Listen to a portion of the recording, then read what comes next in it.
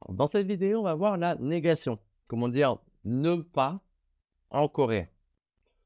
Il y a en réalité deux façons de le faire, on va en voir qu'une. Les deux ont exactement le même sens.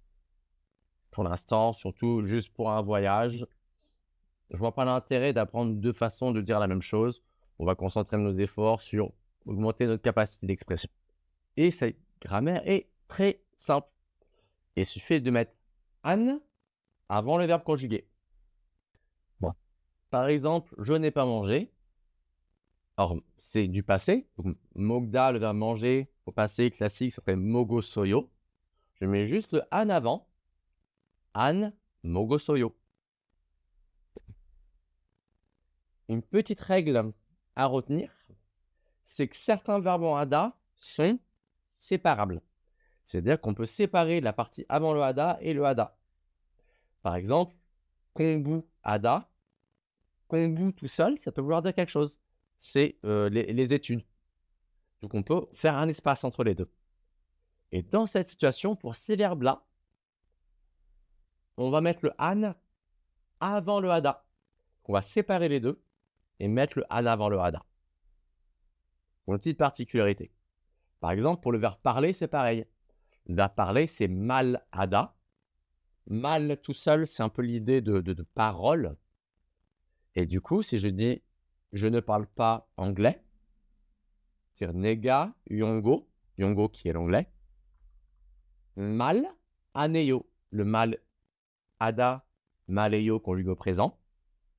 Et je vais mettre le an avant le hada ou avant le eyo, une fois conjugué. Donc, mal, an, eyo. Ça va être la négation, on va dire en général. Il y a une exception, qui est le verbe itta. Le verbe itta, en fait, il va y avoir des verbes, un peu comme on a vu avec ada, qui tout seul veut dire quelque chose, mais aussi beaucoup de verbes qui sont composés de ada. Et bien, en fait, il y a beaucoup de verbes qui sont composés de itta. Itta tout seul, je tendance à traduire un peu de trois façons. Pour moi, c'est l'idée de il y a, avoir et d'exister, dans le sens que quelque chose existe quelque part ou quelque chose est localisé quelque part. Ce verbe-là, son inverse, c'est opta. Donc, l'inverse de ita, c'est opta. Et tous les verbes composés de ita, leur inverse, ce sera cette version, mais on remplace ita par opta. Donc, par exemple, Jimmy ita, son inverse, c'est Jimmy opta. Son inverse, sa négation. Kwanchim ita, c'est Kwanchim opta. À noter qu'il y a quelques autres verbes qui ont des versions conjuguées un peu différentes, mais c'est très, très, très, très rare.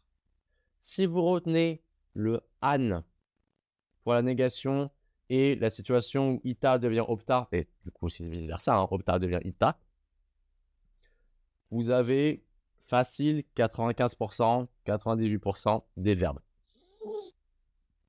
Et c'est tout pour la négation. Un cours beaucoup plus court. La négation, c'est assez simple. Juste an avant le verbe. Si elle est verbe en hada et qu'il est séparable, le an avant le hada. Et si c'est un verbe en ita, on met opta.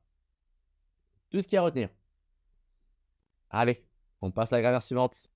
Kadja.